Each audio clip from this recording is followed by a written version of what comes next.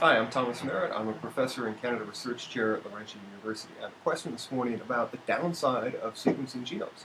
So is there a downside to having that information? That's a really interesting question. It depends on how that sequence is being used. There's a lot of interest in the popular media on the ethical implications of sequencing your genome. In Canada, where we have access to or guaranteed access to healthcare, it's not as big an issue. In the States, where I'm from, there's a lot of concerns that insurance companies could be using the information in the human genome, in your genome, in my genome, to decide whether you're going to have coverage for a particular um, medical problem.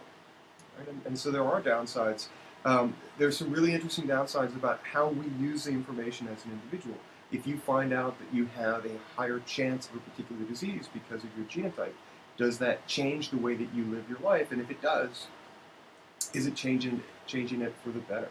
So at the moment, the downside are really these ethical issues that we all have to come to grips with and think about: do you want to know all of this information? And if you do know it, how are you going to use it? And how could other people use it? Thanks.